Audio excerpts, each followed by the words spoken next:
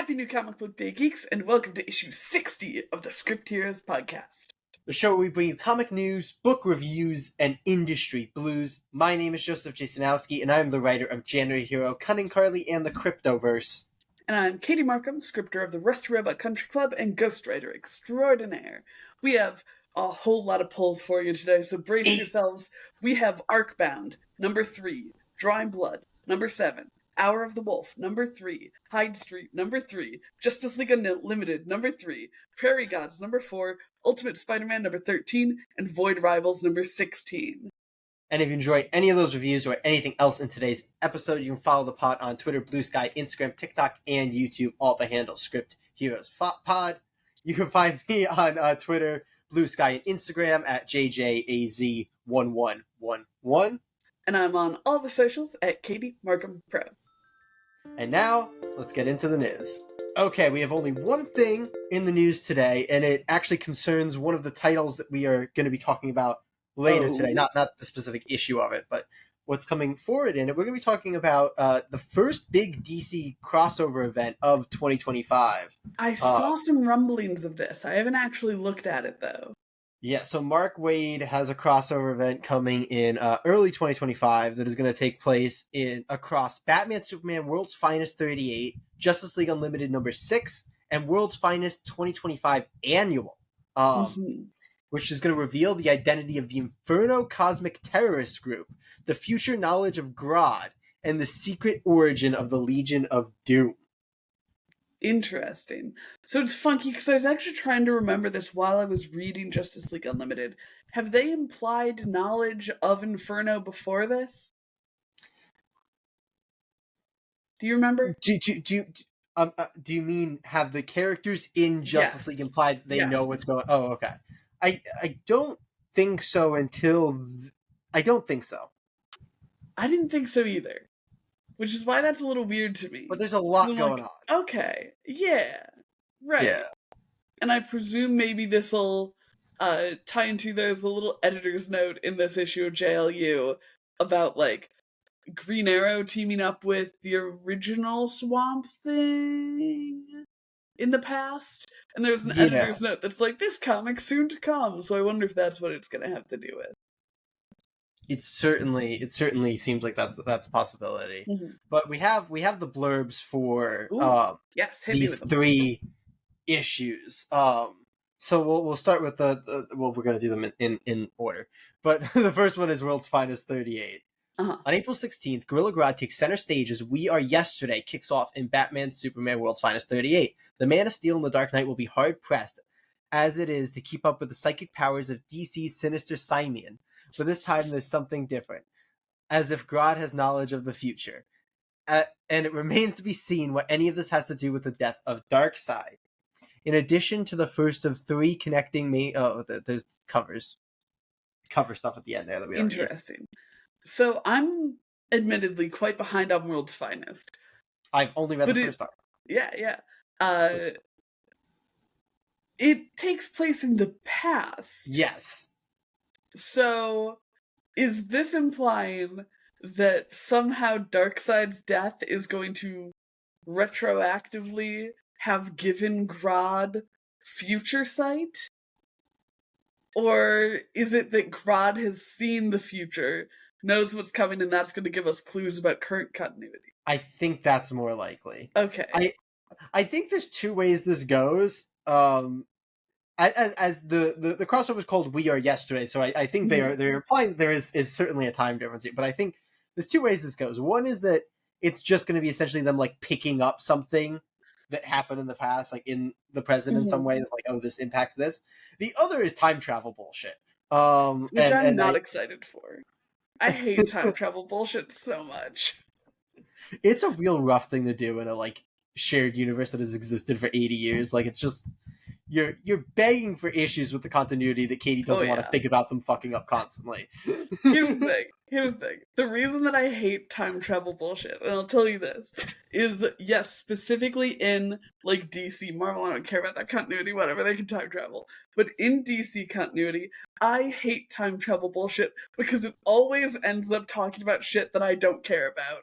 Because it ends up trying to justify itself within the canon, within continuity, and I'm like, I don't care. I will read your little story either way. Like, I don't need it to make sense. I feel like to justify everything. It's like Doom's Club, where they're like, we need to justify like how all the retcons are simultaneously possible and how all the reboots simultaneously exist, but then something happened so everything has to be justified. I mean, fucking DC Generations, where somehow Golden Age Batman literally exists within our current continuity, because don't think about it. I just don't give a shit about that. I'm like, I understand that this character has been around for, in real life, 90 years. I don't need him to have existed in the DC universe for 90 years. It's fine. I'll believe you about his weird history. Ugh. I hate it so much. I hope there's no time travel going on. I think I'm leaning towards, especially with the Grodd Future Sight thing, that it'll just be like the story threads and important like elements carried across. But it's interesting to me specifically because it's ending in World's Finest. We'll go into the second blurb here, Justice League Unlimited, but we start in World's Finest, then we go to Justice League Unlimited, then we go to the World's Finest Annual. So it just feels like if it's ending in the past instead of in the present, it feels like then there has to be time travel, right? Because otherwise, wouldn't you just expect whatever they knew in the past to then influence them doing something in the present that would be the resolution of said story?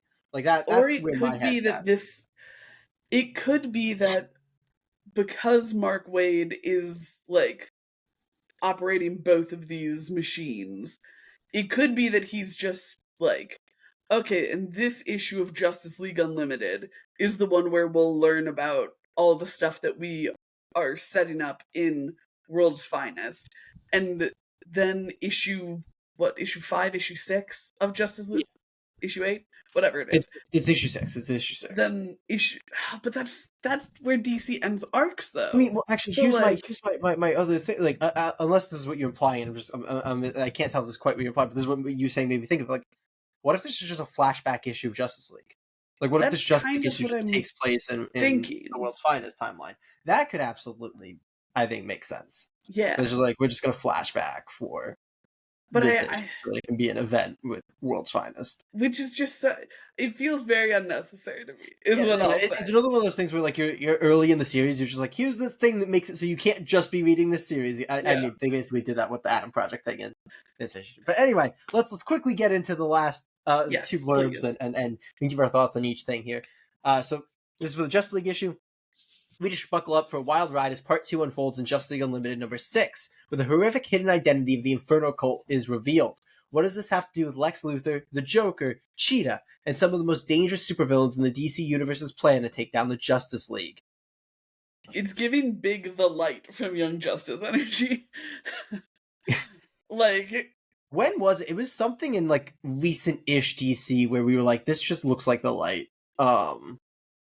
I don't remember, but I do remember us talking about that. It was just supervillains like all in that like computer. Was it maybe in Titans? It might have been in when because the current Titans thing is very the Light, but in a different way. It might have been in Taylor's Titans. Maybe, maybe. In any case, what's our third blurb? Our third blurb, this is the annual, which very nicely has Jon Stewart on the cover. So might grab that just for that. Part 3 of this blockbuster story arrives on April 30th in the Batman Superman World's Finest 2025 annual. Then it has the creative team. The secret origin of the Legion of Doom is finally revealed, and DC's worst supervillains have set in motion a scheme to lay waste to Batman, Superman, and the Justice League Unlimited. The exciting issue also presents the World's Finest debut of Jon Stewart, the newest ring slinger of Sector 2. Okay, I think this is. Let me go. The pieces are coming together. Yeah. This sounds like this is the annual will have both present and future continuity. Yes. It mentions the Justice League Unlimited, which would have to be in the present, but then it also mentions Jon Stewart as the newest ring slinger, which would imply. So my guess is we'll get our Batman, Superman, Justice League story, which will be set in the present day, and then we'll also get a World's Finest story that'll be a Jon Stewart like flashback. Interesting. Thing, which I am here for. Hell yeah.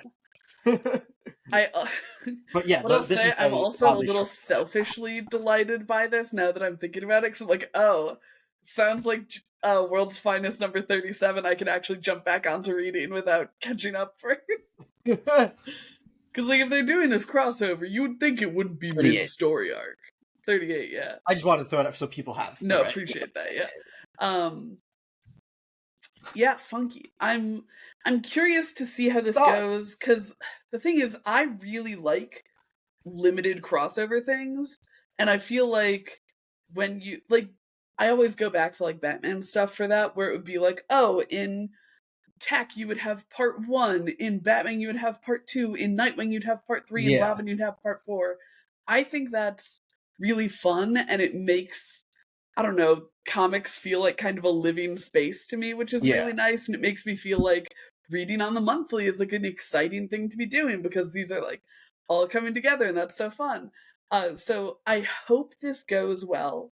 I think that it only being 3 parts is nice as kind of like, because I feel like DC doesn't do a lot of those anymore. Like, they'll do kind of entire universe crossovers, but not like small, like these 2 months are everything. Yeah, no, I agree with you on everything, with the one point that I don't think World's Finest is the right book to do it with. Because I think World's Finest as a flash, like, World's Finest should be a thing that you can read on its own. It should not be a thing where you feel like you have to grab a book from the modern continuity stuff. Like, it feels like it feels like it just operates so well. It's like, oh, you want these non-bogged down flashback stories that you can just read. And then be like, read Justice League, which is maybe the most bogged down book at DC you could be reading right now, because it literally includes and touches everything. It feels like roping World's Finest into that is not ideal. Like, I agree with that point. I think that the saving grace for me is, I think it's good that Mark Waid is in control of both of these books.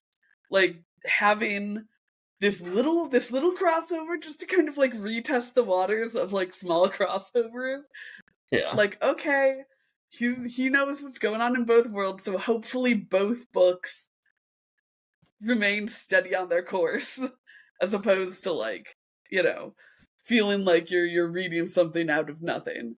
Yeah, it's an interesting way to go about, like, their first little event thing. I agree with you. It's nice to see an event that isn't all encompassing. Exactly. But like, there was like a one-time issue swap with Nightwing and Superboy when Tom Taylor was writing both of those.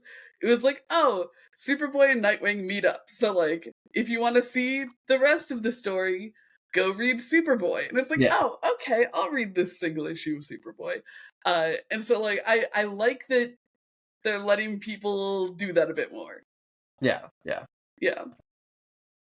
I'm just the issue choice is a little bit, or the series choice is a little bit suspect for me. Also, the decision to, on issue 6 of Justice League, be already doing its like. That is very dumb. I agree. Like, please let that part, like, the actual. They learned nothing from the dawn of DC Night Terror. Actually, no, they learned. Okay. 2 issues wasn't enough to give you before the thing. We'll give you 5 issues before the thing this time. Okay, well. Do you want to talk about Justice League? Let's go talk about Justice League. Alright, welcome to the Pull List Reviews. We have 8 books to get through this week, so no dilly-dallying. We're reading Arcbound number 3, Drawing Blood number 7, Hour of the Wolf number 3, Hyde Street number 3, Justice League Unlimited number 3, Prairie Gods number 4, Ultimate Spider-Man number 13, and Void Rivals number 16. Nailed it. But of course, that's not all we picked up this week. Why would we buy only 8 books in a week? What kind of scrub? Jay, what else did you get this week? I had, oh man, too many more when we went with 8 books. Oh no. We've got some back stock here of, I believe, this is the back stock? Oh, and this. Of, He's so crinkly. Finally got my issue of Laura Kinney Wolverine. Nice. Minor Arcana. Hell yeah. And Night of the Slashers. There we go. Last week. And then my other books for this week, and I'm going to keep crinkling just to upset you. Just to upset me. It's like whatever anti-ASMR is. Wait, no dilly-dallying. I'm not going to blast. What else did you get? Absolute Wonder Woman, which we will talk about on our absolute bonus episode. Double week from the weekend. Wolverine Revenge, number 3. TMNT Naruto, number 2. And Night Watcher number 5, which they recently announced is actually ending with issue 7, which is a weird number to end on. It is. But yeah. Katie, what else did you read? Well, yet again, I haven't gone to the comic book store this week. I owe that man so much money. Katie's just gonna skip down to not have to pay her debts. To not pay my debts for the books that I haven't picked up yet. Yeah. Absolute Wonder Woman number 4, of course. I'll finally be grabbing Black Canary Best of the Best because it was out of stock the last time I was in issue 1. Yeah.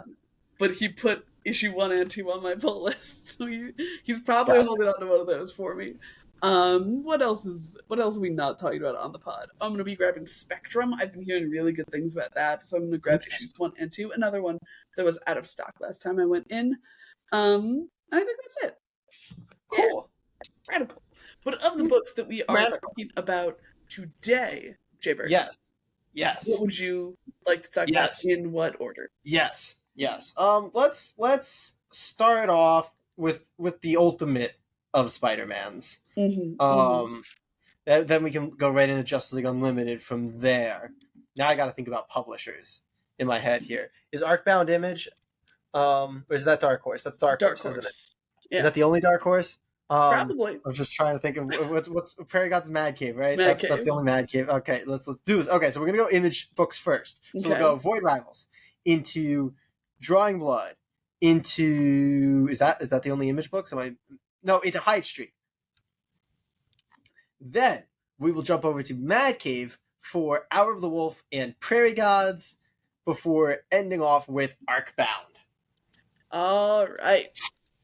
Sounds like a good order to me. Let's flip over and talk about Spider-Man. Ultimate Spider-Man issue 13. Kraven's most dangerous game. The Sinister Six are all hunting Spider-Man and the Green Goblin for their ringleader Kingpin. And this time, Kraven has the upper hand in this love letter to Kraven's last hunt. The writer is Jonathan Hickman, of course, of Avengers, Fantastic Four, and X-Men. The artist is Marco Cicchetto of Daredevil, Spider-Man, and The Punisher. The colorist is Matt Wilson, and the letterer is Corey Petit. Katie, talk to me about Ultimate Spider-Man. Well, first I have a question for you. Have you ever read Kraven's Last Hunt?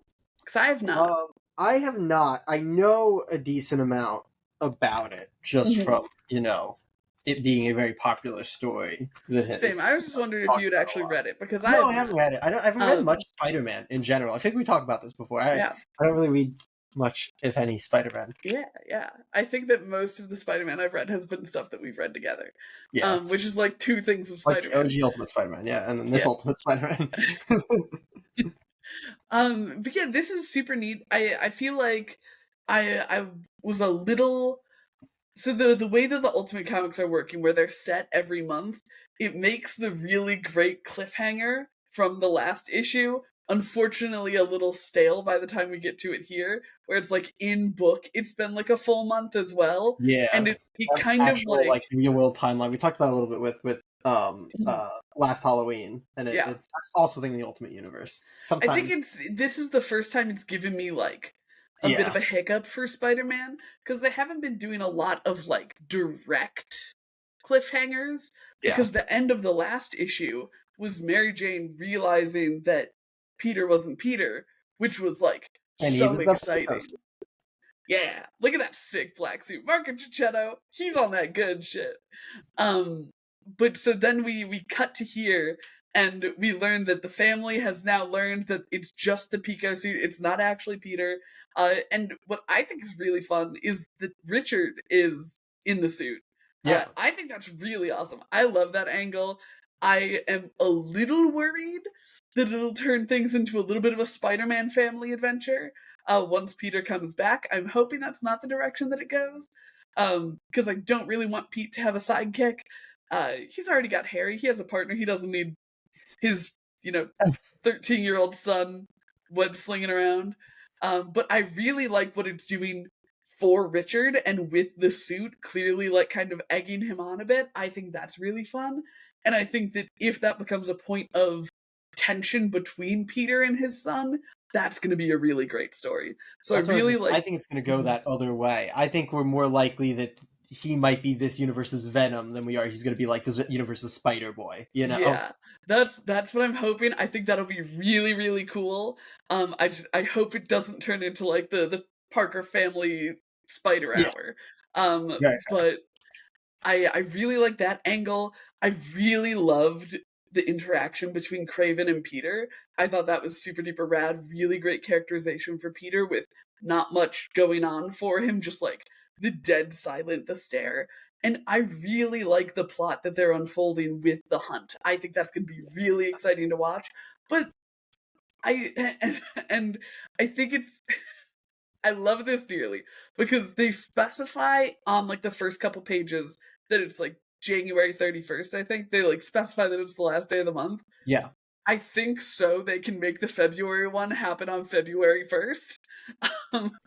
Which that seems likely. Kind of took the air out of the Pico suit reveal from last month, but it was going to give us a really good set of issues for January and February. I mean, based on the way this one ends, if it doesn't pick right up, they're really missing the story. Like, right? Like, I wouldn't be surprised if it picks up like a couple days later.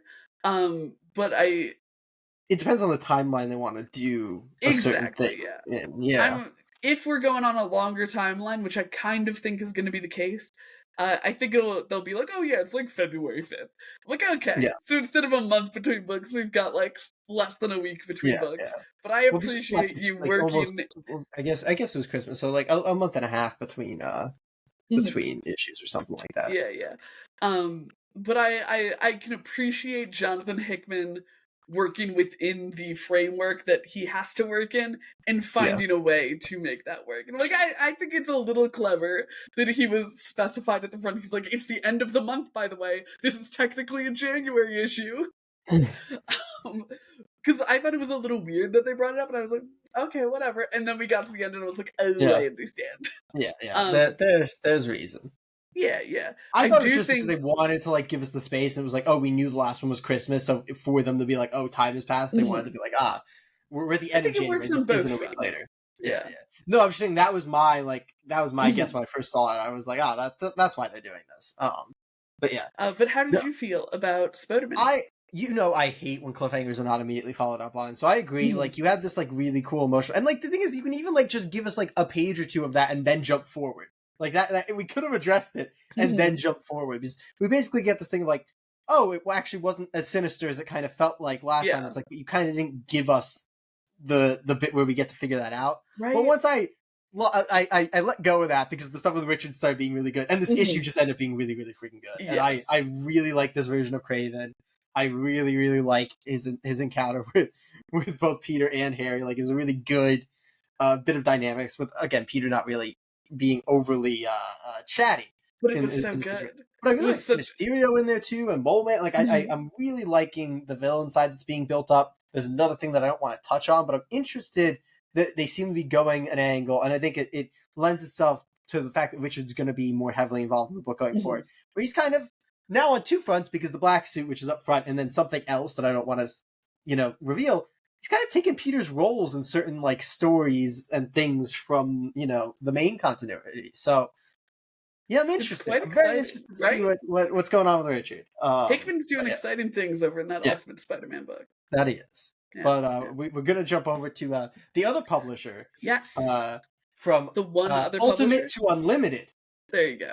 Justice League Unlimited number 3. Enter the Atom Project. The global terrorist group Inferno has taken its next step towards world dominance with an ecological disaster. Will Superman, Wonder Woman, and the others have to sacrifice the life of Swamp Thing?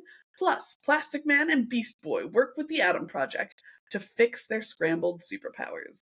The writer here is Mark Waid of JLA, World's Finest, and Shazam. The artist is Dan Mora of Power Rangers, World's Finest, and Shazam. The colorist is Tamara Bonvillian, and the letterer is Ariana Mayer.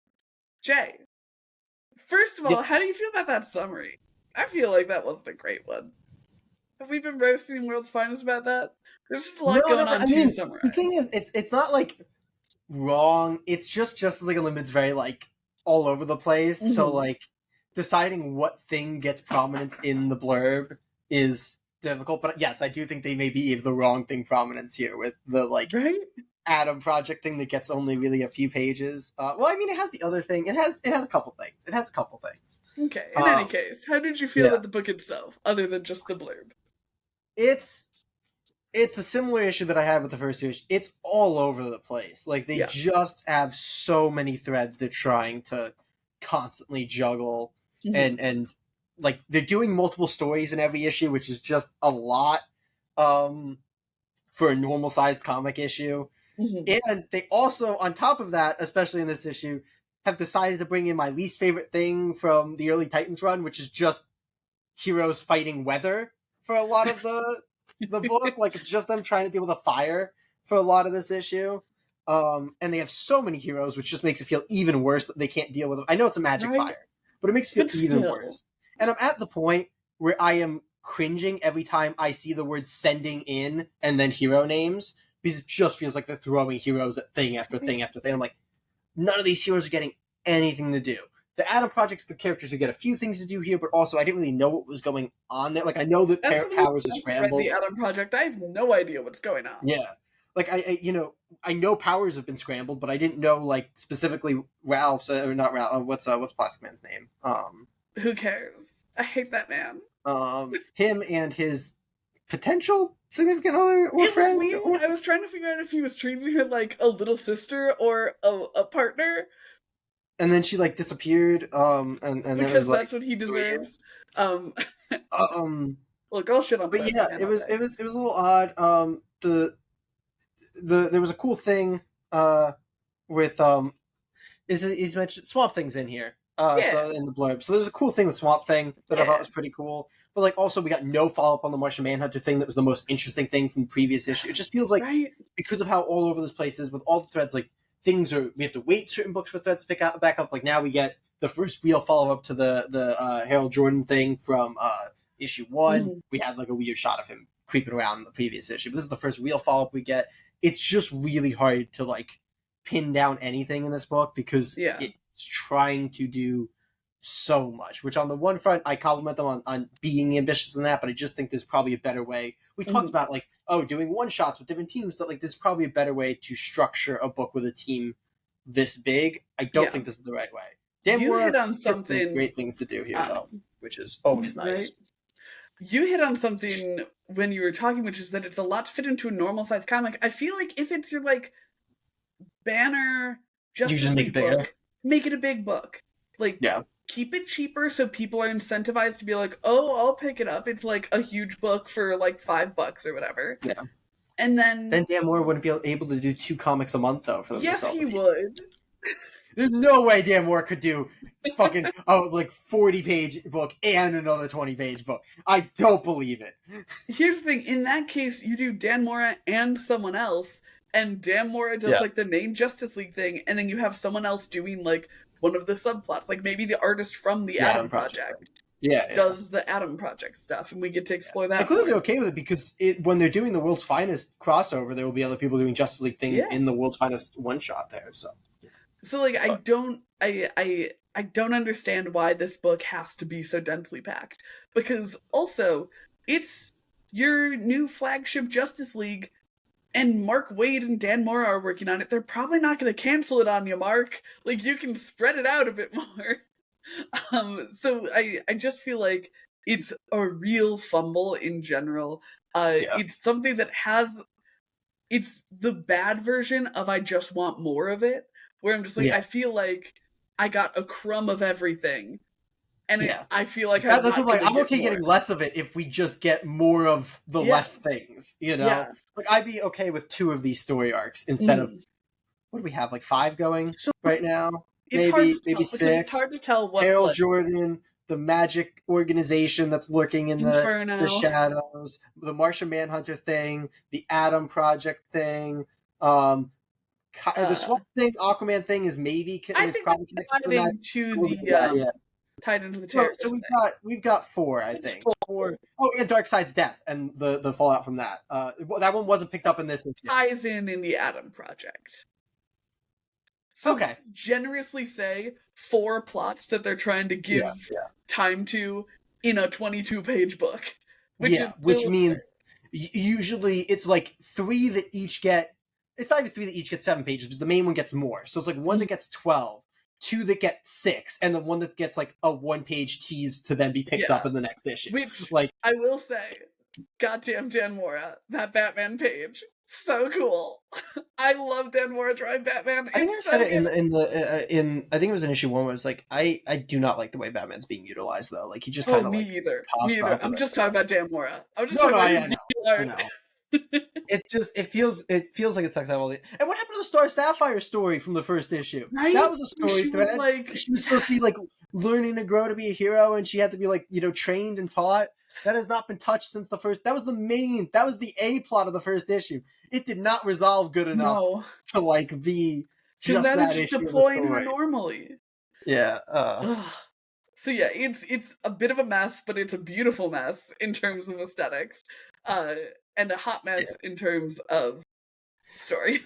It's all like structuring and like it's just bad like behind the scenes. It's not like you know like if that makes it like it's just being structured poorly. Like there's the decisions that were made 5 months ago. Yeah, like, it doesn't have a chance even with like if Mark Waid and Dan Mora can't pull it off, like that means it didn't have a chance before it got to like the physical executing, you know? Yeah. And I don't know why they chose because again, it's Justice League. This isn't some like weird character book where DC's like, okay, we'll let you have it, but you can only have 6 issues. I want to address the but I want you. I think people. Well, it's because it's Justice League Unlimited. It's because like. Did they watch the show that they are basing this off of? This is not how Justice League Unlimited was. It was one plot. It was take a couple of characters from the Justice League and give them one plot. Give them a day to save. Yeah, give them a one. Like, honestly, Justice League Unlimited being a fun little, which is what I think we thought when this was announced, like, a fun little, doesn't have to be a monthly Justice League thing that, like, continues, because that caused a lot of problems in solo books. Of, like, single issue story, grab a couple characters that aren't being used or whatever, and do something every single month is such a good idea. Of like just or frankly characters who are being used, because you can work on kind of a sliding timeline where like, you know, so what if currently, I don't know, Aquaman is trapped in underwater prison. This happened 2 months ago, maybe. Oh, I mean, they did that with they Aquaman did in this book. They said takes place before Aquaman #1. I don't know what's going on in Aquaman #1, but like, I don't know, man. I just feel like it's such a it's one of those books that I was really excited for, and because of how excited I was, my disappointment is even worse. Yeah, I agree with you. It's literally almost exactly how I felt with Titans a year ago when that book launched. I was so excited, and then it's just like I don't get the decisions. I don't get the way it's being handled. But let's move on. What's next? Next up is Void Rivals. Let's do it. Void Rivals, issue 16. Skunkzoid versus Pythona, the battle you didn't know you wanted. The writer of the series is, of course, Robert Kirkman of Invincible, The Walking Dead, and Oblivion Song. The artist is Lorenzo De Felici of Oblivion Song and Chroma. The colorist is Patricio Del Pecci, and the letterer is Russ Wooten. Talk to me, Katie. Void Rivals is so cool. Okay, so just to, you know, what it says in the description, we've got Skunkzoid versus Pythona. I really liked it's the first scene. It's not a spoiler. Yeah. Skunkzoid loses bad, gets cut in half, which I loved. Not because I found his parts of the book to be my least favorite parts, because it's like about the universe that I don't know and care about it, but because they spent 16 issues, well, you know, probably 14 or whatever whenever we first met him. I think he pops Blue in issue 2, right? Because as soon as they get off... Yeah. Oh, no, I don't think they get off the planet until issue 2. So probably issue 3. In any case. Right after, like a year of issues with him just kind of doing his thing in the background. This fight started and I was like, ugh. It'd be really cool if they just killed Skunkzoid. Well, I guess in my brain I was like, it'd be really cool if they just killed this guy, because I don't know his fucking name. Not because I like feel like not because I wanted him dead, but because I was like, oh, because then that would like usher in a new era for this new villainous force. And I feel like they did a really good job of that. Like it's not that I felt a big connection to Skunkzoid, but having him in like all of these issues made his death feel monumental, because we've seen nothing but this guy surviving by the skin of his hide and like continuing on. And it felt a little like Old Hat, where I'm like, okay, we see him again, whatever. but it really did do a great job of building up Pythona when she was able to, her crew was able to kill him. And she got really great characterization after the fact, too. So, I actually really liked that initial battle. I didn't expect to because, again, the Skuxoid has not been historically my favorite part of Void Rivals, but that was a really great battle and a really great resolution to it. It's a wild thing, because, to see it happening, I didn't really think about the fact that, you don't read a lot of Robert Kirkman. This is your first, big Kirkman just killing off, a character that's been important, for a long time. What gets me, that's just, a very consistent thing that he does. And, you think of, he keeps surviving by the skin of his teeth, and then he finally actually gets... I'm that's just... To see that play out on somebody else, the first time in a Kirkman thing. And this is probably pretty deep in a book for it to happen the first time in a Kirkman book, because he typically does that early. Yeah, I expected him to die when he, went to that planet with the things. The heads, giant Transformer head things. Yeah. Whatever they were. So it was really neat to see him not only die so we don't have to deal with him anymore, but also die in a way that really services the story and the new villain that they're bringing in. Because Skuxoid was not an unbeatable villain or anything. He wasn't our Darth Vader, but he was shown as a stronger than our characters, even if stupider. And now we've got someone who is both smarter and stronger than Skuxoid. And so that's really great. And then we get to the good shit, which is Slilah. Oh my god. The Derek stuff, really, really great. His relationship with this person and the way that turns out. It's one of my favorite pages doing the thing book. where you're I'm gonna be pissed if we just move on things didn't. Nope. We're already there. I don't know if it's deep enough to actually say what happens, but the last page of Derek's bit is, I think, my favorite page in this whole book. It's amazing. With the possible exception of the page where Slilah runs into something, just that panel alone is no. The earlier when thing? She runs into the wall, that was phenomenal. I love that so much. Again, her and Handroid have my favorite dynamic in this entire series, and it brings me such joy.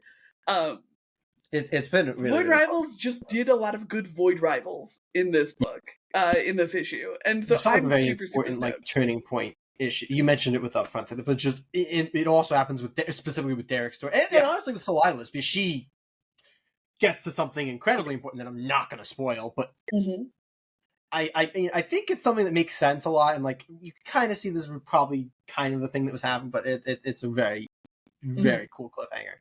Oh yeah. But yeah, this was a lot of oh god, we're ushering in big change here, because we've been kind of in this place now for the last couple issues where it's okay, Derek's over here, Solilah's over here, and then this was the big okay, another new build. Because the other thing I love that Kirkman typically does, because he's got his Kirkmanisms and I enjoy them a bunch, is there's never just one villain looming. He's always kind of placing that next villain, even if they're not quite going to come through. So now we have Pythona and that, and we haven't dealt with Proximus. He's still there. We haven't dealt with Derek's father. He's still there. We haven't dealt with these. How are we going to deal with this? And I just love that. Not to mention the cyber or the Decepticons are looming.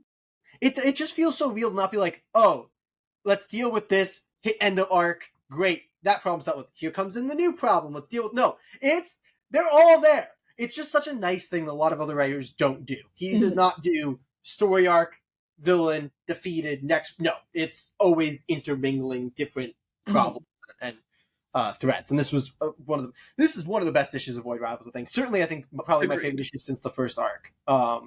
Same. This is a real, I think, important issue in Void Rivals.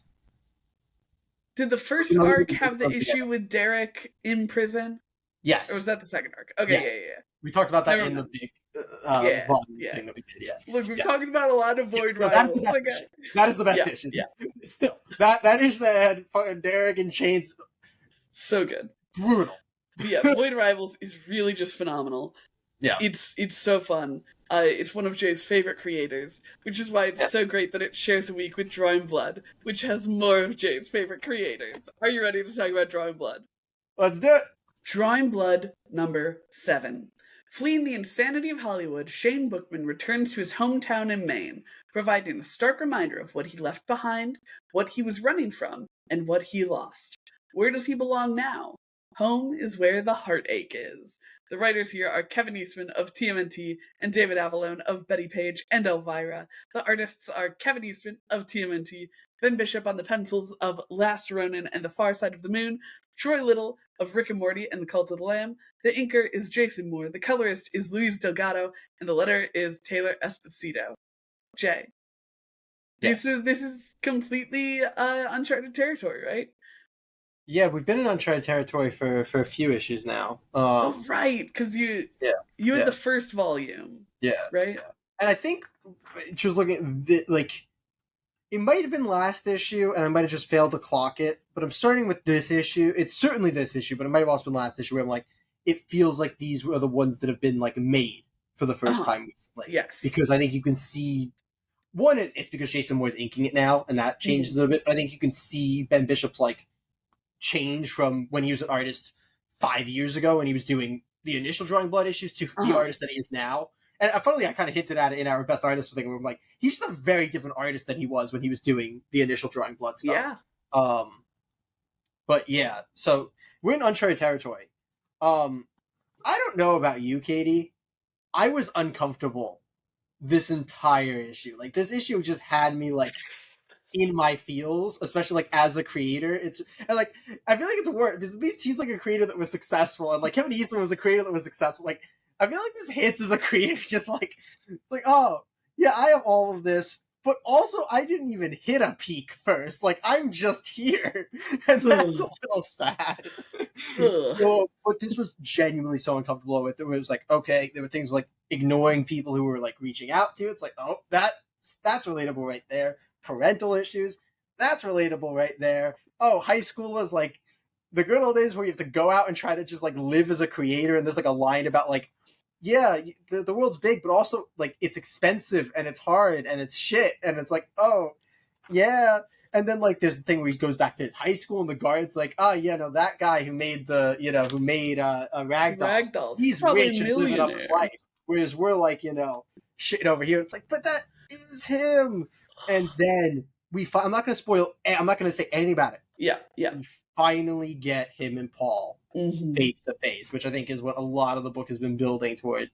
And you get things that feel, because I'm interested. We don't have the full sale story, but it feels like it's going to be paralleling the Turtles sale based on this conversation here, where it sounds like it was a thing of like a 2-stage sale where one of them sells to the other one and then the other one sells to the company, because there's Shane's a little salty in here, because he's like, you were never supposed to sell that, and I'm like, it feels like, and again, don't want to put things over, but it feels a little bit like Kevin Eastman getting out some of his things that maybe he's not super happy about Peter Laird doing after he sold Peter Laird his shares. Like, it feels like maybe some of that was in there, and it's just when a book comes this personally, which is what I'm trying to get to. It's not like this.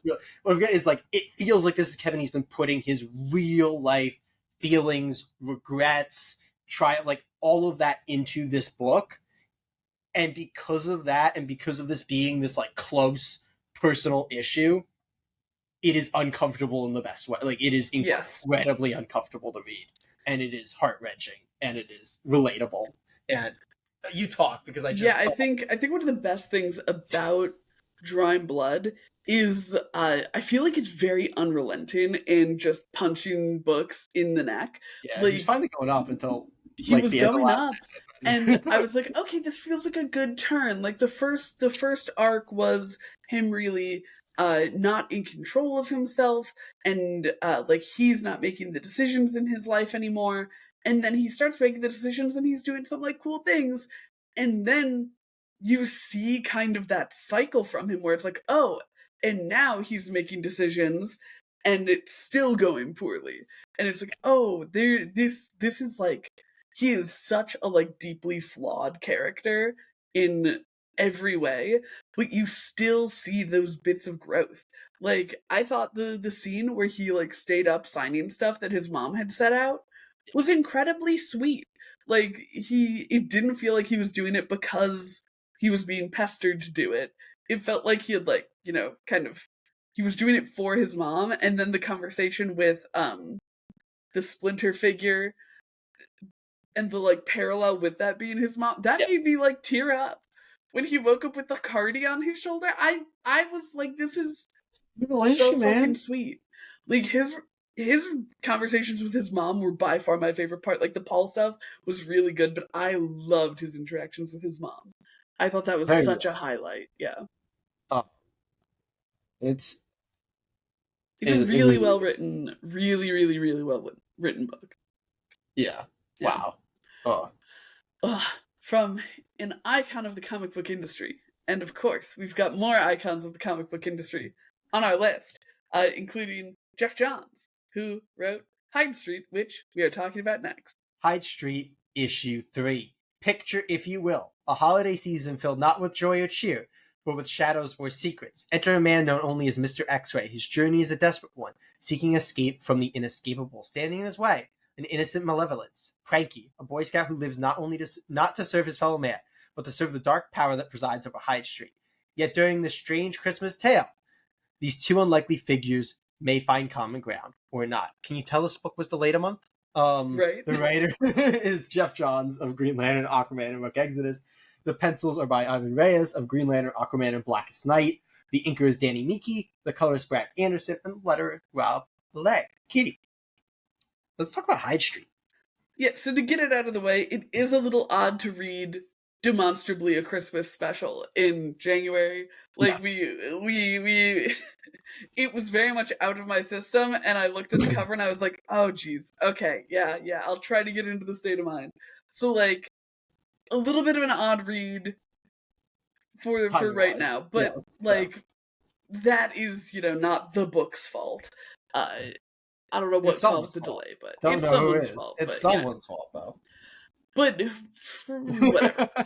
I think that I'm a little more forgetting of it as a Christmas special because it feels very one-shotty. Because we talked about with the first 2 issues of Hyde Street, where the first one was very Mr. X-Ray, the second one was very pranky, and then I'm bummed that this one is one-shotty as well. Like, we get little crumbs of what's going on, but kind of the main plot of the book is dealing with this Santa guy. And I found that to be a little unfortunate.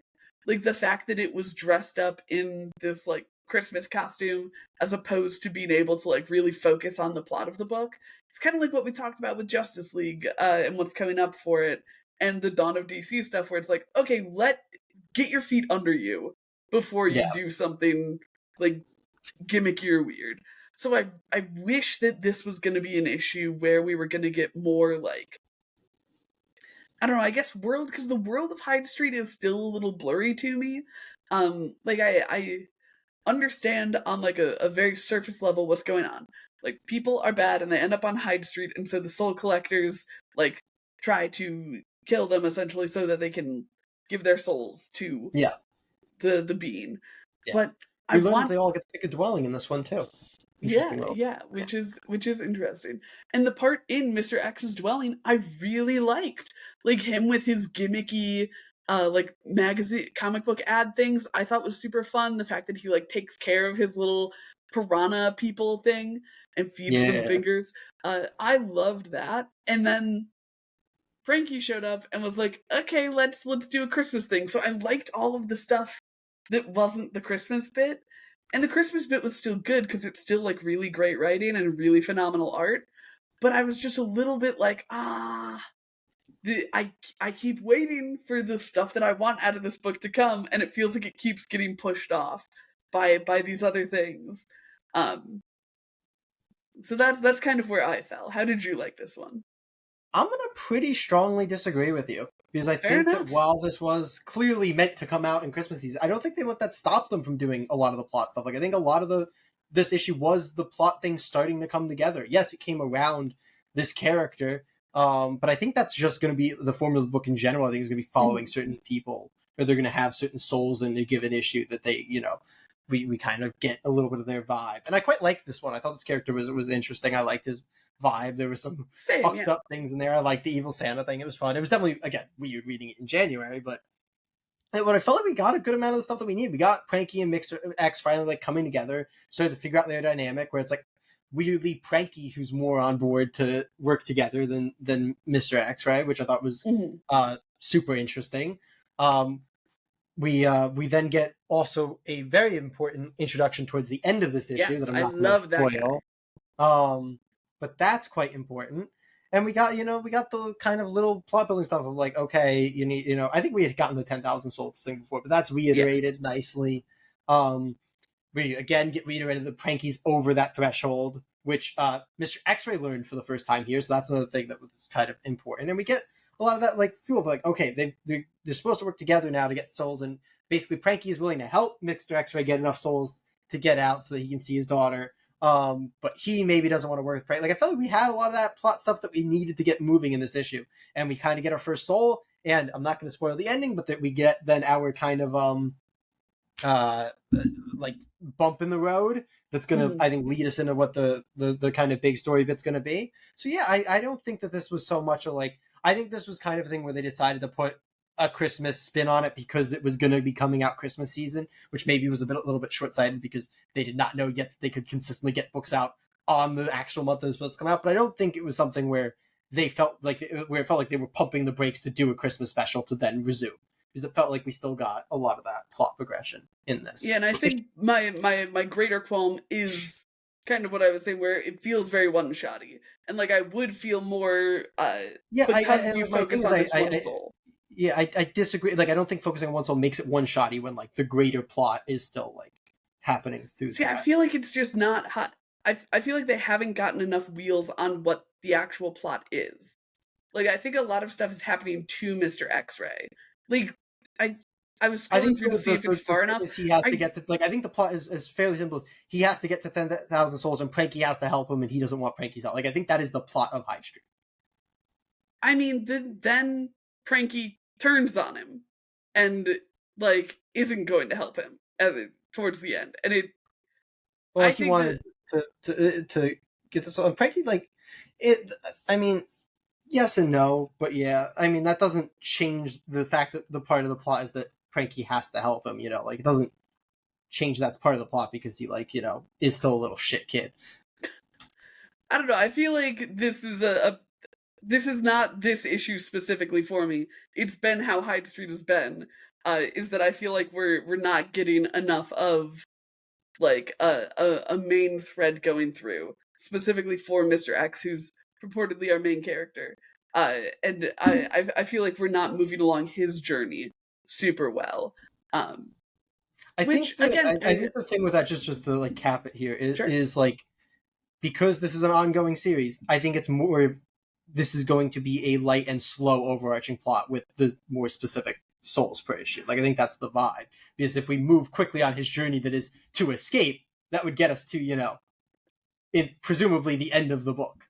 And with it being an ongoing, I think with the overarching plot of that, I think it's going to be a much kind of longer term thing with then these, okay, let's see what the soul is this week. And then, okay, here's a new character, here's a new wrinkle, here's a new thing that impacts the larger plot. So I think it's just a slow burn, larger plot, more so than like a mini series. I mean, fair enough. I just feel like they didn't lean hard enough into like.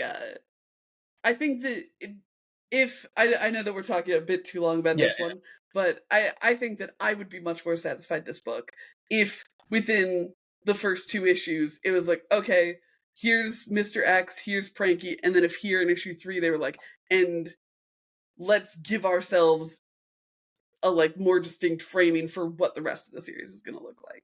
Like, I think they did, because I think this is what the series fair. Looks like. It's a matter of, here's the soul that taste, we're dealing with this week. Here's where we're going. Here's the journey that Mr. X has to, in theory, go. Like, this is his life. He has to try to get souls to get out. Like, I think that's what it is. I think and again, I think you're expecting another plot thread that isn't going to exist. Like, I think we have the main plot, and you're like expecting a main plot to come that isn't the main plot that we already have. I don't know, man. Sure. I just feel like they haven't made me feel like the series is moving, is my thing. Which is fair. It's just a matter of taste. And again, really great writing and great art. I just feel like I want it to move a bit more. But we have 3 more books to talk about. What is next on our list? It's gonna be a long. I'm sorry how long this episode's gonna be, but we have Hour of the Wolf up next. All right, let's talk about Hour of the Wolf. Hour of the Wolf, number 3. Having escaped from the painting, Owen and Jan go through a door, bringing up haunting memories from Owen's past over the 2 centuries ago. But time is running out, and Ellen is still in danger back home. It's up to Owen and Jan to confront the nightmare before them, if they're going to save Ellen from the businessman and keep Owen from getting stuck in time. The writer here is Mark of London of Battlecast, Hunt, Kill, Repeat, and Wolvenheart. The artist is Danilo Beyruth of Ghost Rider, Deadpool vs. Gambit, and Howard the Duck. The colorist is Fabi Marquez, and the letterer is Dave Sharp. Jay. Yes. Hour of the Wolf. Yeah. How you feeling? I feel very similarly to the last issue of Hour of the Wolf, which is where like, got some cool stuff, got some more threads, but it still feels like we're essentially in the exact same place we started the issue, which is a little bit... I feel like we moved in a circle. And doing that 2 issues in a row is kind of rough. Yeah. Also, the blurb has just made me more confused, because it says they escaped from the painting, and like I had the same thought in there where it felt like they escaped from the painting, but then they talk about the fact that they're still in the painting, and that's kind of something off. Yeah, the mechanics of this one are throwing me off. Yeah. I do like Owen's past finally being like, that was a nice little, this is where Owen came from. That was great. Really, really like that. That was cool. I really liked the Ellen stuff that was going on. The Ellen stuff was interesting. It's another thing where I'm a little bit confused about the painting of it all and how that's, That is fair. I don't want to spoil because that comes late, right? That's why I was. I don't want to spoil that. Yeah. But that's another one where the painting of it all throws me a little bit. But we get some more great visuals and like creepy shit, like the giant weird bug thing, tarantula spite thing, which is great.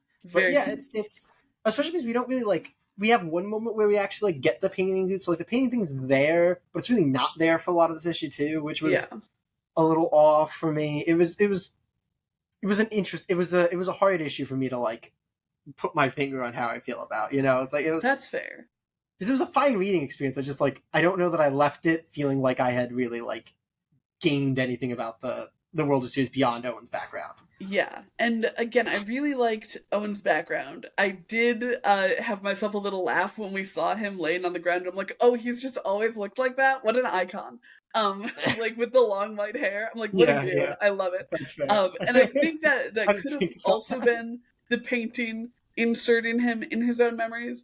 But so, like you said, the mechanics of what's going on are a little fuzzy.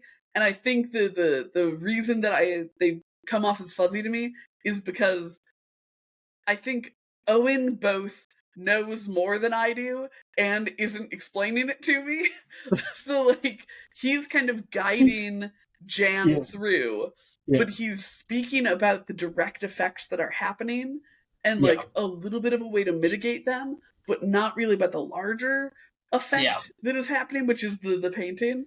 But I also really liked Jan's characterization in this. I think she's been pretty fun across the past couple issues, and in this one I quite liked her. Like when she got to kick the townsfolk in the face, I thought that was great. And like she's got kind of quippy remarks. We've got as I've been reading this, I keep feeling like it's almost Doctor Who-esque, with Owen kind of filling that role of like, oh yes, I am a stranger from a strange land. And she's going to be like regular person. What do they call like the comrade or whatever? Companion. There you go. Yeah. So it was giving me big doctor and companion vibes, which I quite enjoyed. I think it's unfortunate because obviously she's probably not going to be able to like go on adventures with him because she has a child. I'm still unsure about like the way that's going to go because it feels like, I don't know. It feels like maybe, but also maybe she's just around for the first arc, and the first arc's going to be entirely in this painting, in which case I hope it's a 4-issue arc and not a 6-issue arc. Yeah. So I think that a little more clarity about what's going on with the painting and how to like, I don't know, win almost. If I knew more about what their goal was once they like got out of the painting, or like their goal to get out of the painting. I think that would be helpful. But overall, I did enjoy it. I really like Owen and Jan's dynamic. Yeah. And I really like what's going on with Ellen. I thought that was very spooky and a good payoff of the, 2 in a row cliffhangers with her. Yeah. So I think that that's a really interesting direction to go with it. So I think the big thing here is going to be like seeing how this arc ends, because with all this time spent on like Jan and us actually not getting much about him because he's being like secretive, if it is this like, and again, I didn't dislike that idea up front of it being like these rotating adventures of like, but if that's all this is and then Jan's just like gone after that, it's like, oh, like all these issues kind of did nothing then if we're not if through whatever means it happens. And I thought this was setting it up because it's like, okay, when you die, you can be offered this. So if she dies, it makes more sense for her then to like do this, because she couldn't be with her daughter either way, right? So like if she saves her daughter or whatever, the ending of this thing, maybe putting that in the question of like how that would work. And she dies, then maybe she could join him in this thing, and we get like a nice thing where it's like, oh, the daughter has like a nice aunt or something who can take care of her. Like, I would be much more on board if at the end of this, like, this is all to set up the companion Doctor Who-esque, and it's going to be, I'll be like, great, this all works then, like, and I'm much happier about it. I think that'd be super fun. Like, I can envision the scene in which she would be standing there with Owen and have to like watch her daughter go into her grandmother's house, and then they like step through the hour of the wolf again. And like you have the dialogue like she's like, this is what happened to you, right? And it's like, so I have a choice. I can either die with my daughter or like go with you. But there's no way I can live with my daughter. No, and, like I can see that happening. I'm like, I will be so here for that. I hope that's what it is. Right. I've built it up for myself now. Well, it feels like that's what the only reason to give us that moment of like, oh, right? Like it feels like it's to set it up so we know what happens to her. Like that was my immediate. I thought it was gonna happen in this issue to her. I thought we were gonna go from thing to thing. I thought it was gonna be quick succession. No, we gotta run on the hamster wheel a little bit, but that's okay. Are we ready to do whatever the opposite of running on a hamster wheel is, which is like jump from one hamster wheel to a different hamster wheel? There we go. Yeah, sure. Let's dig. Which is Prairie of the Gods, and Prairie of the Gods. Yeah. Prairie Gods, number 4. The silver mine explosion of 1877 and vast treasure supposedly buried is far more than local legend. So many treasure hunters have died trying to find it. The old abandoned mine and its museum have been shut down. No one knows more about the treasure and the legend surrounding it than former tour guide Anna Dara.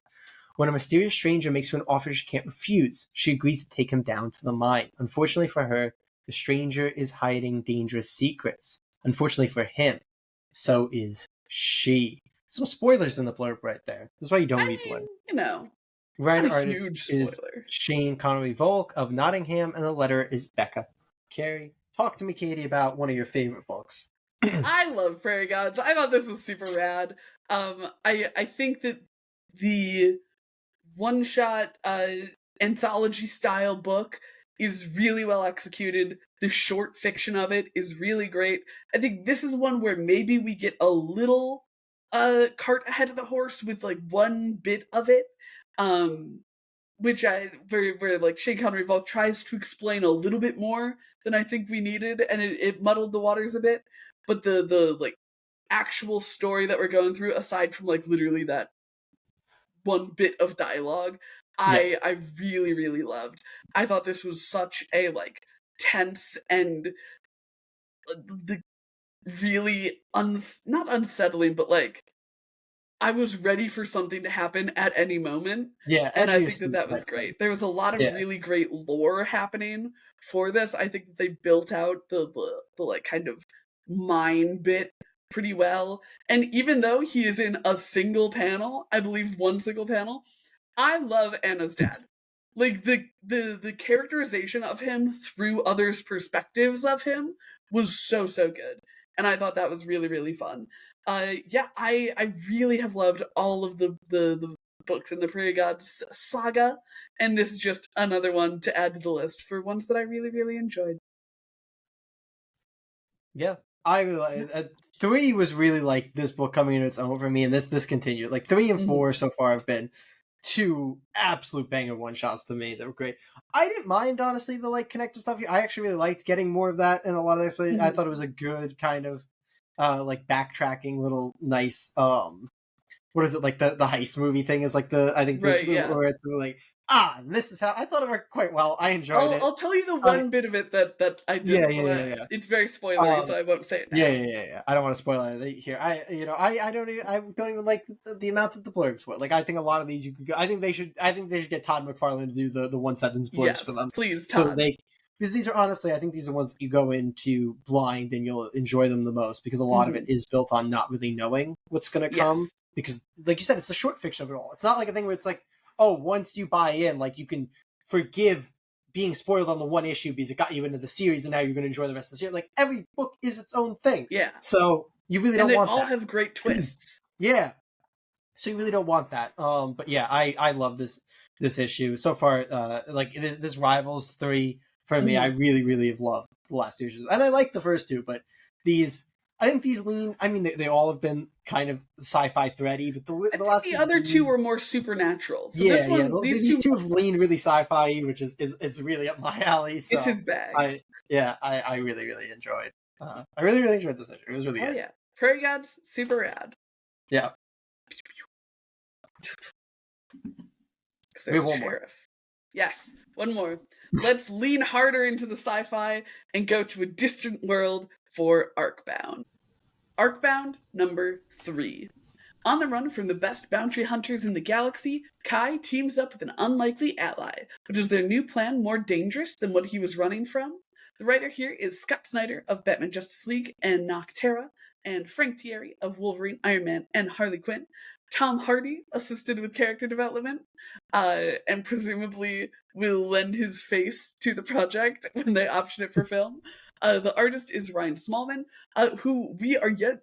It's baffling that this is Ryan Smallman's first major comic, because, oh my goodness, it's so good. The colorist is Frank William, and the letter is Buddy Bodane. Jay. Yeah. Arcbound number 3. We have really enjoyed Arcbounds 1 and 2.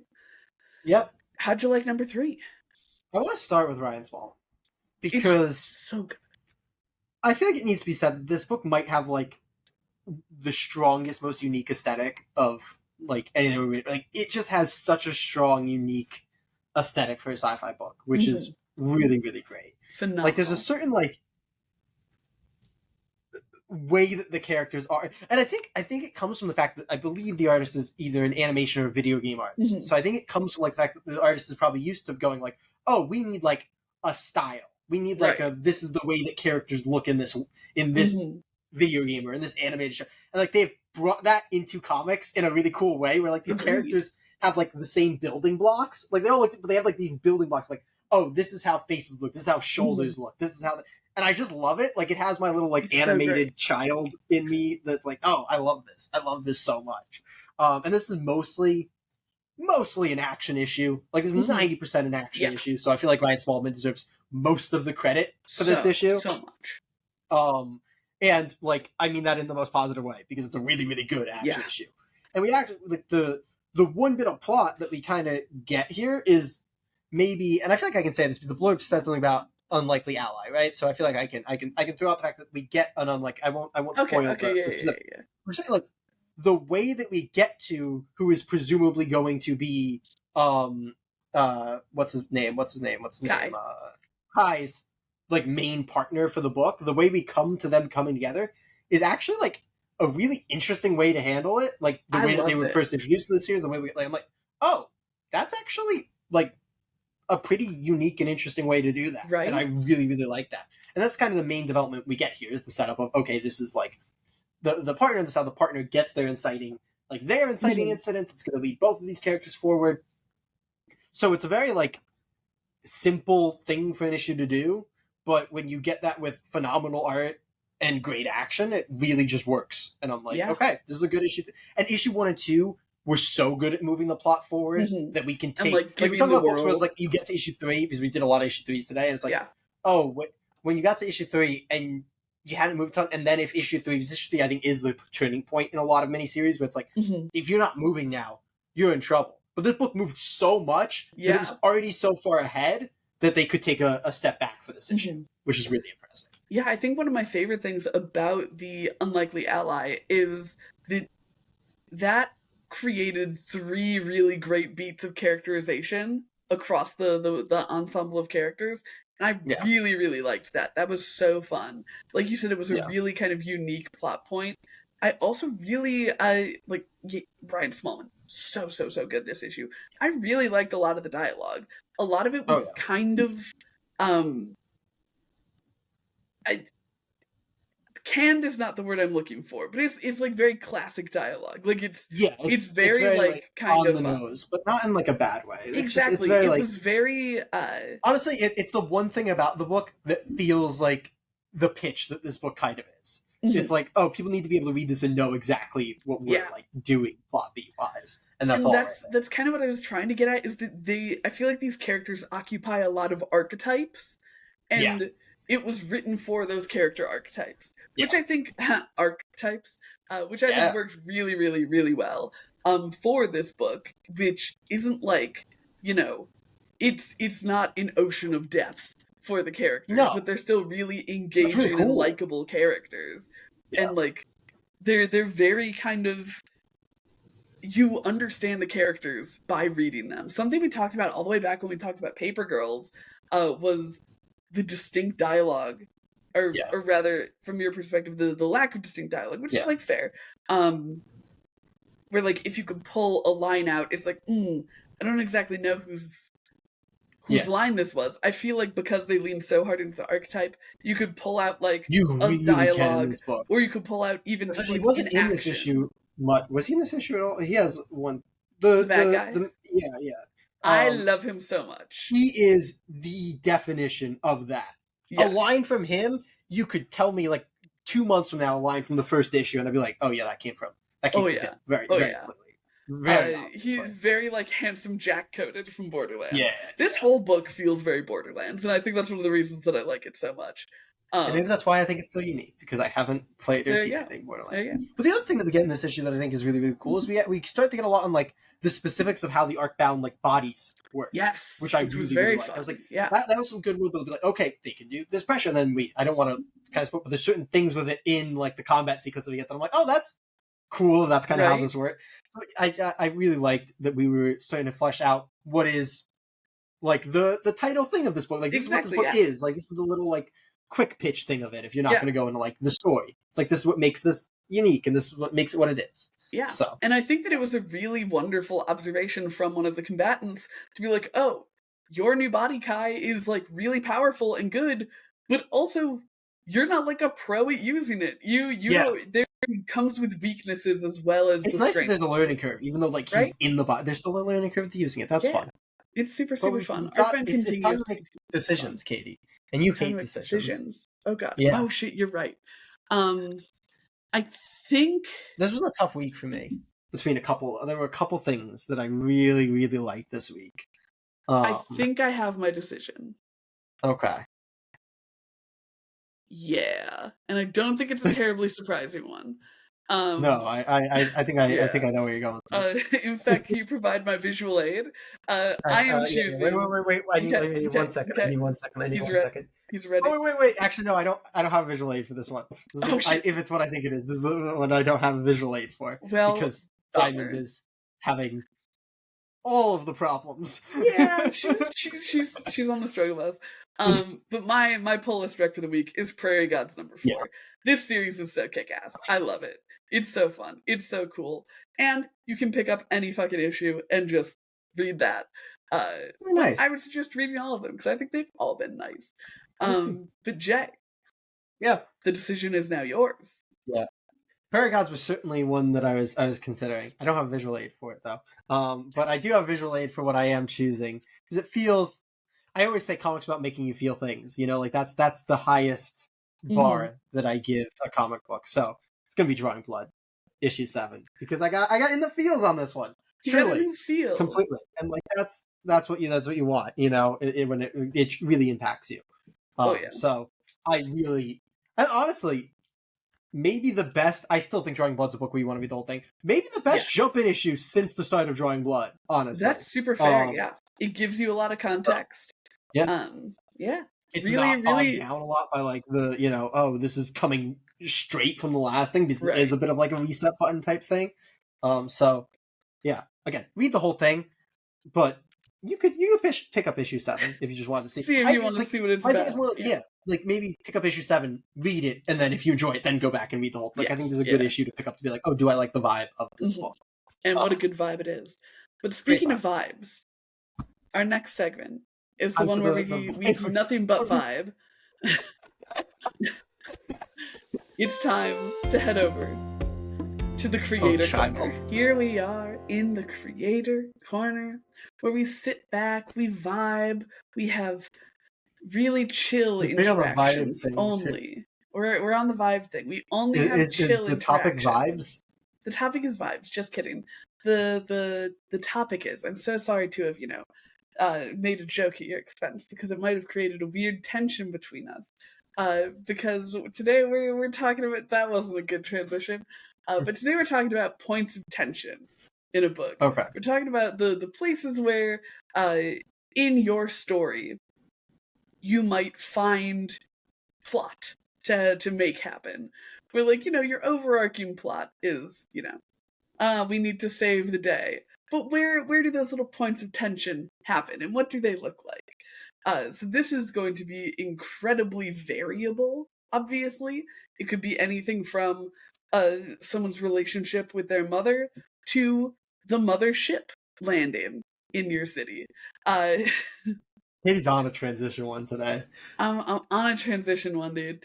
But yeah, I think that it's a really important thing when you're writing to be able to pick out the parts of your story where tension kind of organically comes up, and where you can maybe add that in to a great effect. Because creating these little moments of pushback are good ways for your story to kind of become more layered, for your characters to have, their characterization given more depth and stuff like that.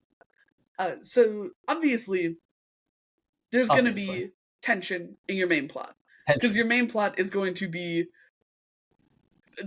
your A plot, actually, not your B plot. The main plot would be the A plot. You've created such tension in the studio. There's your transition. There's your transition. Jay, when you are looking for places to put conflict in your book, aside from just your overarching conflict, what are some of the criteria you look for those situations, and opportunities that you're on the lookout for those situations? Yeah, it's an interesting thing to talk about, because it's not like you're gonna have a plot, or like have like a finished plot with no points of tension in it. So it's not so much like you're looking at it completed. I mean, you might be like inserting certain I will start with, I think, the most basic thing for the medium that we're in, which is that you probably want to have some point of tension in every issue that is coming out, because otherwise you're going to end up with something that we actually talk about in certain books today, where you kind of come away with an issue being like, oh, feel like we're in the same place we were in before this book. Like, events happened, but nothing really happened to the things that we care about. Nothing's really changing what's going on. So I think that's your starting place, is like, if you've somehow come away and in your current outline, or God forbid you've gotten to a full finished scripts without points of tension in a given issue, you're going to want to make sure that there's something in every issue from, a point of tension, or, something that's going to be majorly affecting your plot or your character dynamics. So that's step one, I would say. Yeah, and what do you think, when we're looking at something that kind of quote unquote counts as a point of tension, what do you think are things to look out for to make sure that you have something that is moving things along, that is making an issue feel interesting on its own? I'd say you want to have something that threatens, or sorry, that changes or threatens to change, kind of either, I was going to say the major plot, but that's not quite right. The like main character's goal that is, that is the major plot, like what they are trying to achieve, what they are trying to stop, what they are trying to escape. So something that's going to change or threaten to change that, or something that's going to change or threaten to change their relationship to another important character. which probably would also then serve as the first one. Yeah, but yeah. it's like no, I think that's a really good kind of boiled down basic thing. Is something I think that it's rough until you get to the end of your story to have those threats of change, because then you end up with kind of it could be something to the effect of like you're doing individual plots in your issues, so like, you know, the status quo is more or less preserved. But I think that what you really hit on there is the changing of trajectory. Like your point of tension is going to be, you know, something that makes you go in a different direction than you thought you were going to go on. So maybe a roadblock in, you know, their plan to break into a bank, or, you know, a falling out between two characters. So now they don't have a date to the prom. Your prom comic book, very, you know, you got to make sure that you got your roadblocks and your prom. You gotta have your roadblocks, dude. I try really hard to dip into different genres when doing examples. Yeah. I just love you at the prom. Like, it's the prom. So I want somebody now to find me a comic book with a prom and send it. I mean, I'm positive they exist. I just want to see what it looks like. Because the one criteria is that it can't be an adaptation of something. Like, it can't be an adaptation of something, and it can't be horror. I don't want a prom that descends to horror, because those we want I know. A real slice of life. I want a real thing with a prom in there. Yeah. That's my only thing. That's my only thing. And it can't be a superhero book like about a teen superhero that has a prom. Like those are the two. No horror, no teen superhero. Get me something else with a prom in there. Just a cute little romance. Yeah, and I want to see what that. I want to see what that looks like. But so those are kind of big points of tension that are really changing your plot. When you are putting together a script and you're looking for ways to feel that kind of tension building, what are the building blocks that you're looking at forming? Again, it's pretty subjective based on what that point of tension is. But like, what are kind of the steps to, because it's a process. Like the tension shouldn't just be I don't know why I was about to make a Star Wars reference when obviously I don't know what I'm talking about. But like when Admiral Akbar goes, it's a trap, like that's, and if the trap is gonna go off, that's a very short bit of tension. If it's just, it's a trap, and then the trap goes off. Oh, Katie does not know the context of that statement at all. Oh no. But basically, if there is no room for your tension to build, look, I knew that I should have bailed on the Star Wars reference immediately, but I was just like, I don't actually know how this scene goes. Like a physical, it's like a, you know, they show up and they realize they were like expecting them, and so there's more forces on the enemy side. Well, it's not like a, there's no like. Good to know. I'll forget that immediately. But basically, if you are gonna have tension drawn out, which, you know, makes you feel that tension. Like in Prairie Gods today, we had that descent down into the mines, and you could feel that something was going to go wrong. You weren't sure where it was coming from, but this like unsettling feeling that something's going to go wrong. Yeah. Or like with The Moon Is Following Us, when Duncan and Sam interact, there's always this tension there that's like, okay, something's going to go wrong.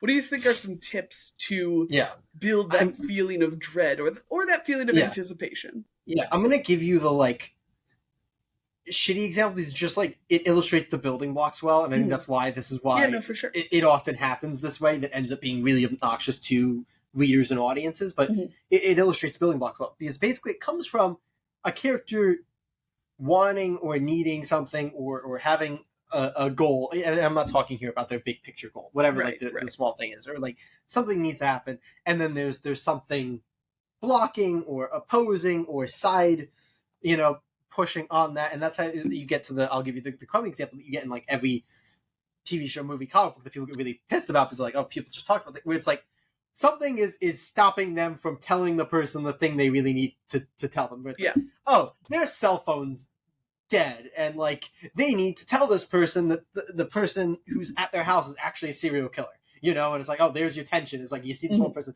they're trying to get to their house, you know, to tell them in time, but they might not. Or it's like, you know, oh, they, you know, this person doesn't realize that the reason this other person did something to them was because you know, they had their child being threatened at gunpoint or whatever it was, you know, and it's like, oh, they could have told them that, but we're going to keep them from telling them that so we can have that tension. Again, those are the kind of worst ways. You can come up with better obstacles that are like, oh, there's something more complicated going on, or there's, you know, somebody actively opposing them, whatever it is. But the major point that I'm getting here is that there should be something that either needs to happen or the reader doesn't want to happen, and then you want to either be pulling apart the things that they want to get together so these like characters can talk or whatever, or you want to be pushing together these characters like these two cannot come together, or like somebody's going to get killed. So you want to be pushing the opposite way, or you want something to be pushing the opposite way of the way your reader's going to want things to be, and that's kind of like your reader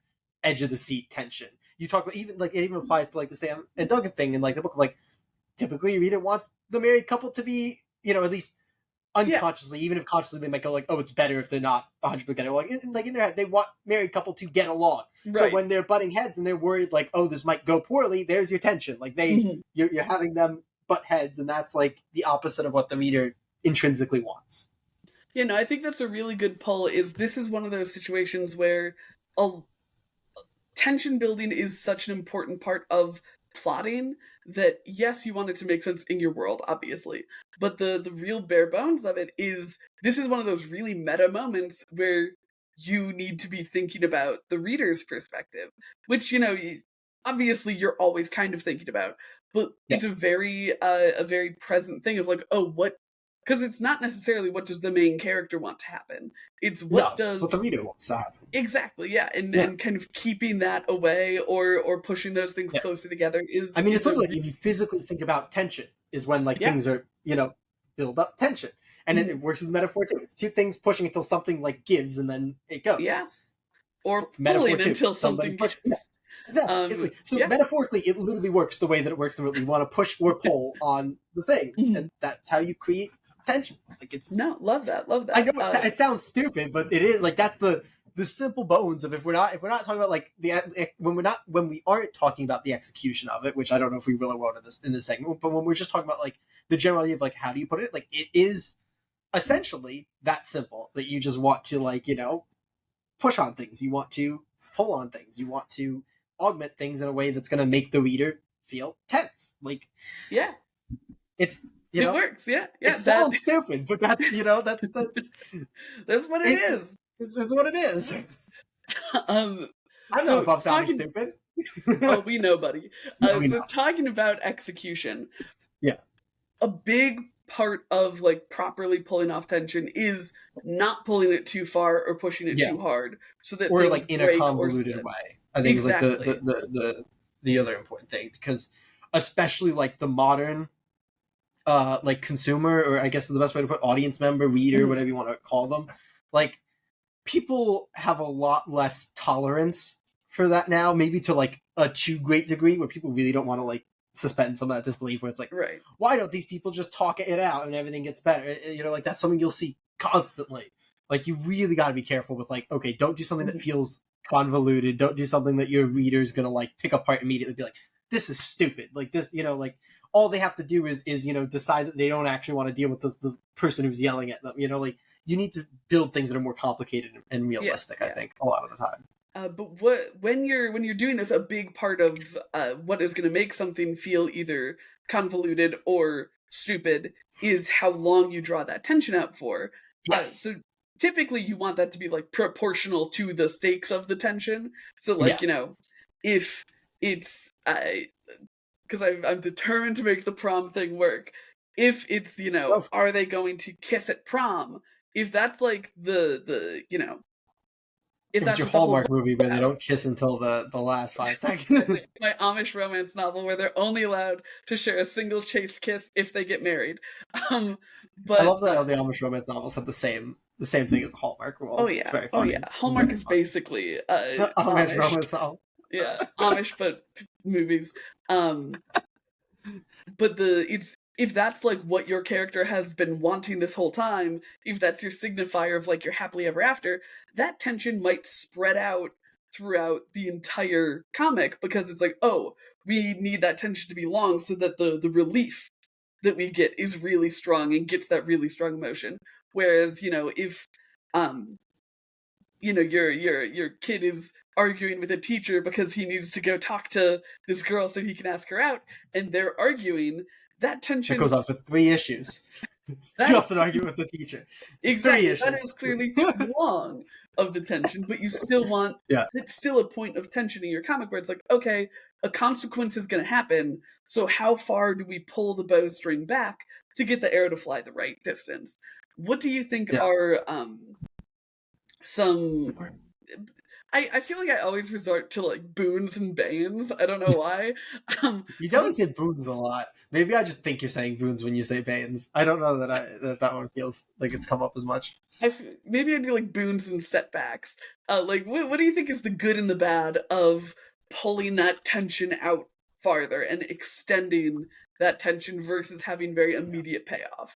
Yeah, I mean, it's a two-edged sword in the sense of the longer you pull it out, the more effective it is going to be for people who are still on board. But the longer you pull it out, the more people are going to be no longer on board. Yeah. So you want to find the balance of like, how long can I stretch it out where still the majority of people have not just went, well, I don't care anymore.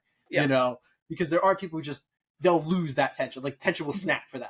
And so when it comes to them, it'll be like, oh, it finally came. But they're not going to be on that edge of their seat anymore. But the longer it's drawn out and people are still bought in, the better it's gonna, be for those people. It's a very pro wrestling thing in my mind because you have it's a very pro wrestling thing to be like, oh, how long should stories in pro wrestling last? Because it's very variable to like, oh, pro wrestling, a lot of stories will only last like a month to 3 months, and then all of a sudden you have like a story that'll last like 4 years in pro wrestling, and you'll have some people be like, this is too long, it's been drawn out, and then you'll have the other people be like, this is the greatest thing this company has ever done, and it's fantastic. They've been building this and layering it for 4 years.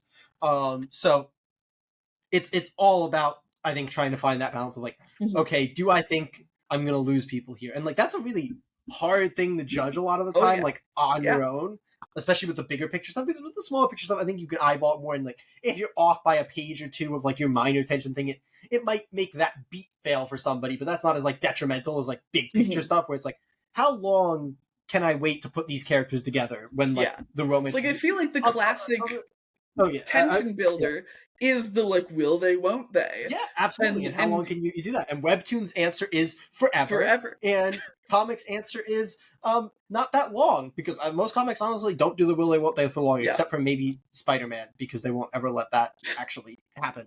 But most comics just kind of put them together, and it's like, oh, maybe we could have drawn that out longer, and that would have been better. And then sometimes you have you're like Hunger in the Dusk, and I'd argue that one of the things Hunger in the Dusk still to this day has done really well is actually their will they won't they. Despite the fact that I said it's a little weird that they marketed the book on that and then like really didn't get to it early on. Right. But outside of the marketing side of it, like that is a genuinely good, strong in comics will they won't they, where you're like, oh, they finally came together like at the point where we're like, okay, good. But then you get a new point of tension that kind of falls in the back part, so we kind of start again. And and they don't lose you on that. And that's really what you should be kind of striving for. You don't want to lose.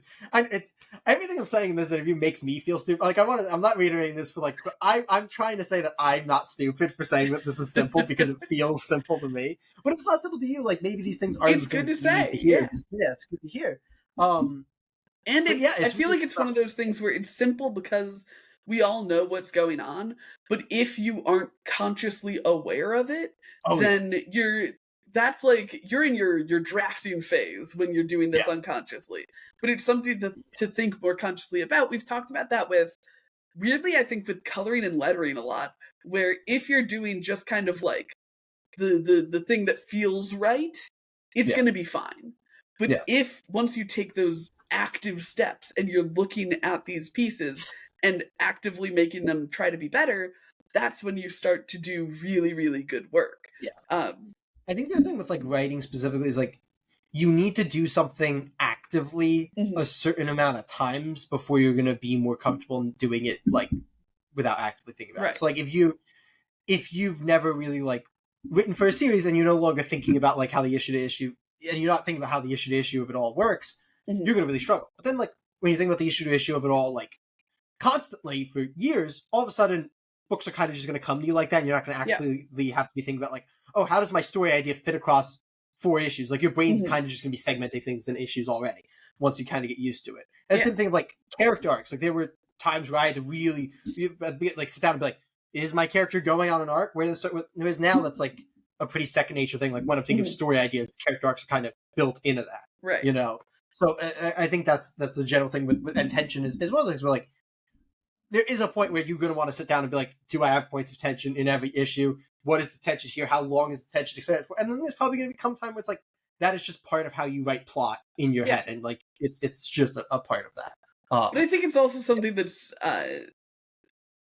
in the same way that a character arc is, it's something that when you're reading through your script after writing it, it's really good to have at the forefront of your mind. Yeah. Because even though it's something that's second nature, you still want to be making sure that it's there.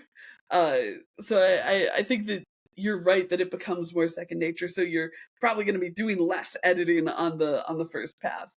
But it's one of those things that when I'm editing something I've written, I'm like, okay, are we all having a bad enough time here? Like, is there enough in the way? You see, my thing, Katie, is my characters are never not having a bad enough time. Fair enough. My characters are constantly having a bad time. Jay has to come from it from the other direction, where he's like, are they having too bad of a time? Yeah, it's like, is this tension anymore, or have you just given up that this character might actually like even want to live anymore?